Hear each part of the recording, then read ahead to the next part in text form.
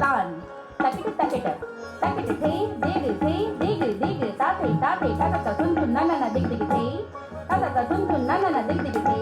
पद्म सिद्धि films की ओर से गुरुवार को नगर निगम स्थित टाउन हॉल में कथक संध्या का आयोजन किया गया। इस मौके पर आरती शाह ने अपनी मनमोहक प्रस्तुति से सबका मन मोह लिया।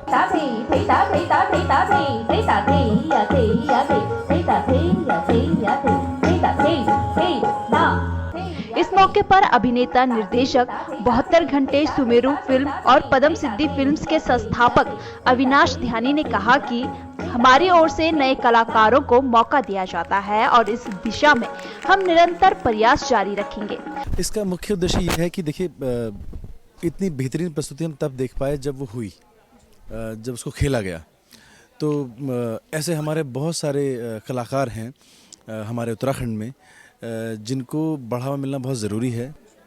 ये मेरी मौलिक जिम्मेदारी मैं समझता हूँ और मुझसे जो हो सकता है, जैसे हो सकता है, जिस रूप में हो सकता है, मुझे अपने ऐसे कलाकारों को आगे लेके आना है। इस मौके पर बतौर मुख्य अतिथि दून डिफेंस एकेडमी के संस्थापक संदीप गुप्ता ने कहा कि नए कलाकारों को मंच देना बेहद सराहनीय कदम है। इससे हमारी कला को बढ़ावा मिलता है। जब यहाँ पे आके उनके परफॉर्मेंस देखी, थीम देखी, तो रियली में it was some amazing performance by her और थीम बहुत अच्छी थी, एक एक चीज़ बहुत अच्छी थी और ऑडियंस ने भी काफ़ी एंजॉय किया। वहीं उपमा शुक्ला अपनी शिष्या आरती शाह को मंच पर देख बेहद भावुक हो गई।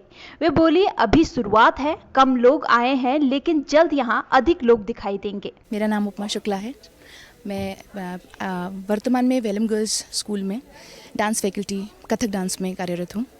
आरती गुरु कृपा से मेरी, कहते हैं लोग, डिसाइपल है, शिष्या है, रही है। बहुत छोटी सी थी जब मेरे पास आई थी और उसने बहुत मेहनत से सीखा, बहुत समय से परफॉर्म करना चाहती थी, बहुत अच्छी आर्टिस्ट है और वो मेहनत तो उसकी मंच पर दिखी गई। जो भी उसने भाव, अभिनय, चीरहरण, द्रौपदी चीरहरण और जो भी उसने टेक्निकल चीज़ें की, तो मैं तो गौरवान्वित हूँ इस प्रोग्राम को देखकर।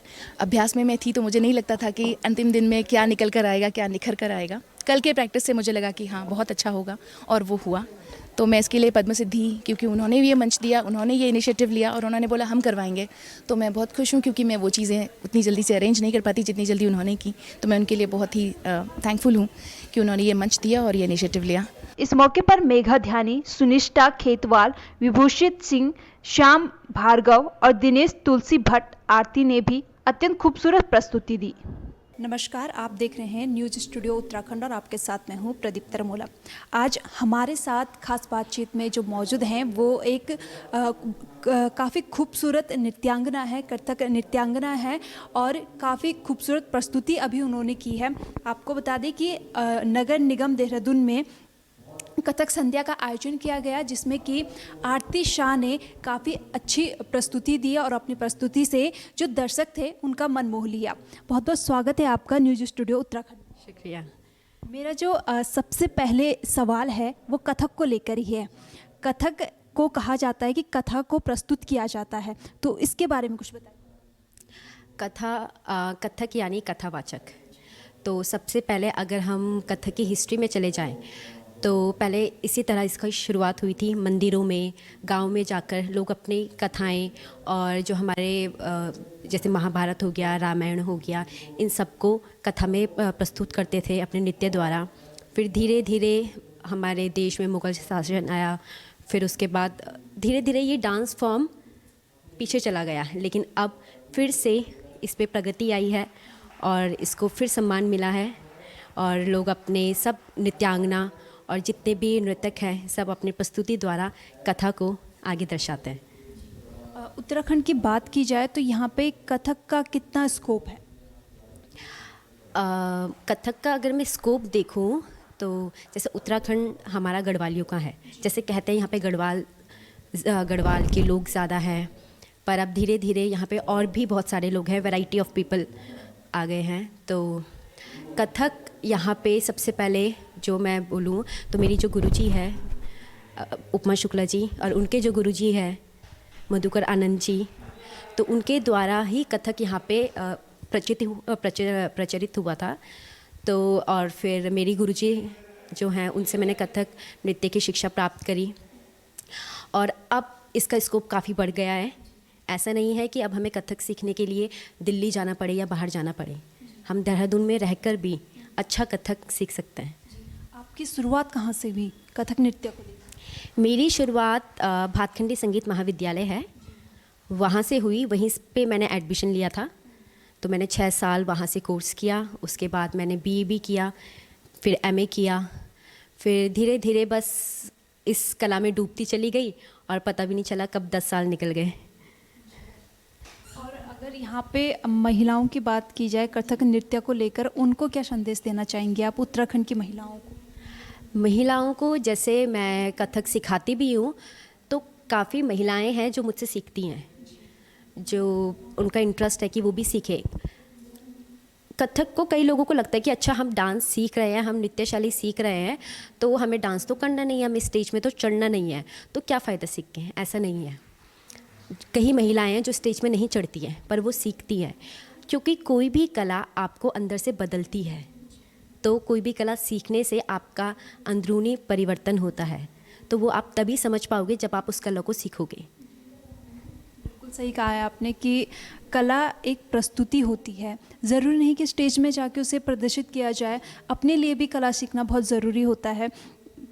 यहाँ पर उत्तराखंड में अधिकतर देखा जाता है कि महिलाएं जो होती हैं आज भी कहीं ना कहीं हिचकती हुई नज़र आती है नृत्य को लेकर। यहाँ पर इतना सपोर्ट नहीं मिलता है महिलाओं को।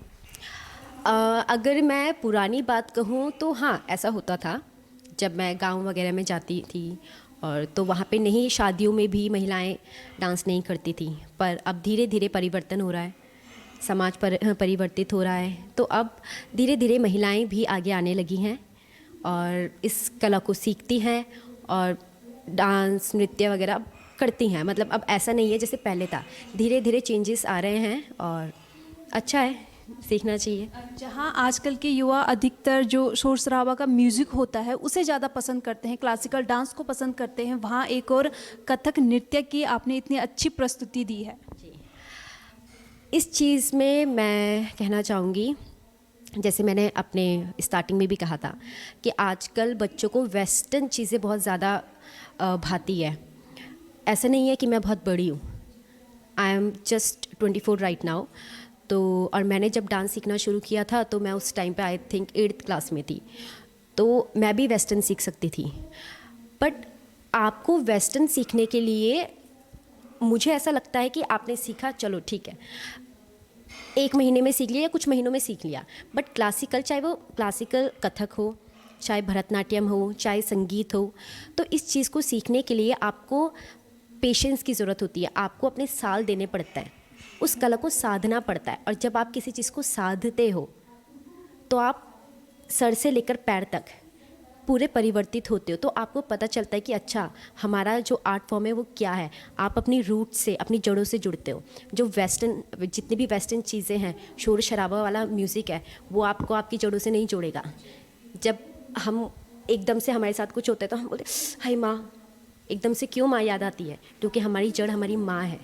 तो उसी तरह से शास्त्रीय नृत्य, शास्त्रीय संगीत हमारी माँ है। हम कितना भी वेस्टर्न कल्चर में चले जाएं, लेकिन ये हमारी रूट है, तो हमें इससे जुड़े रहना बहुत ज़रूरी है। बिल्कुल। उत्तराखंड में आपने अभी जो है वो महाभारत की, कृष्ण लीला की प्रस्तुति अभी दी है कथक के ज़रिए। क्या कभी ऐसा हो सकता है कि उत्तराखंड की संस्कृति भी कथक के माध्यम से कभी प्रस्तुत की जाए? जी बिल्कुल हो सकता है, और मैंने एक बार ऐसा किया भी था जिसमें हमारे गढ़वाल के, जैसे हमारे गढ़वाली गाने होते हैं, तो गढ़वाली गाने थे उसमें, जो हमारा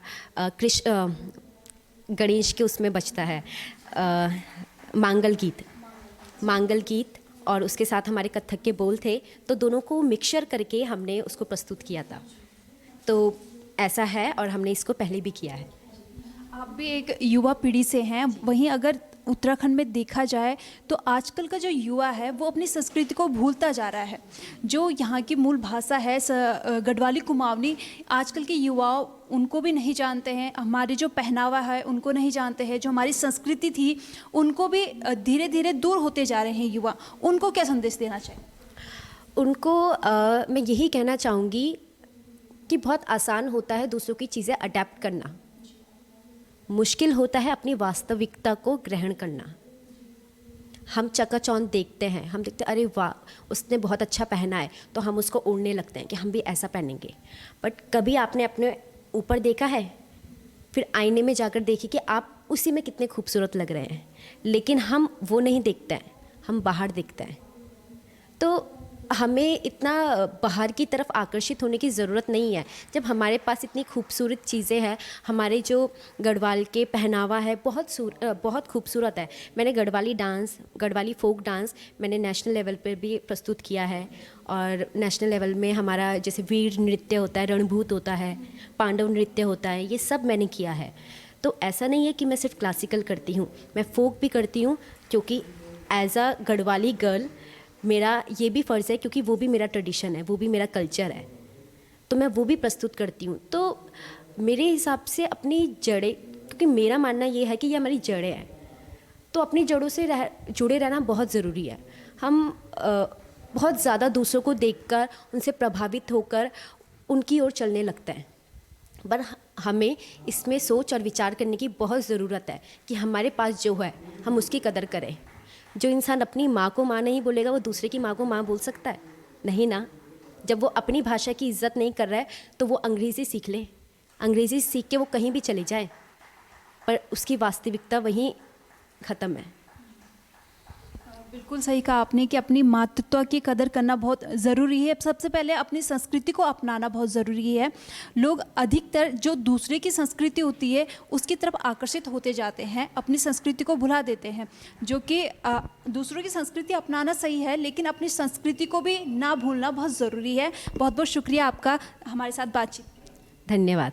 तो हमारे साथ आज मौजूद थी कथक नृत्यांगना जो है आरती शाह हैं, टिहरी की वो रहने वाली हैं, और उनका साफ तौर पर कहना है कि जो हमारी संस्कृति है, उत्तराखंड की जो संस्कृति है, आज के युवा जिस तरह से उसे भूलते जा रहे हैं, उन्हें भूला ना जाए। दूसरों का जो कल्चर है उसे अपनाना सही है, लेकिन अपना जो कल्चर है उसको भी याद रखना बहुत ज़रूरी है। बहुत अच्छी कथक नृत्यांगना है आरती शाह, और आज उन्होंने नगर निगम के टाउन हॉल में एक बहुत अच्छी प्रस्तुति दी है कथक नृत्य की। सारे जो दर्शक थे उनके नृत्य से प्रभावित हुए हैं, आकर्षित हुए हैं, और इस दौरान उन्होंने दर्शकों का मनोरंजन किया है। कैमरा पर्सन यश के साथ प्रदीप्ता रमोला, देहरादून।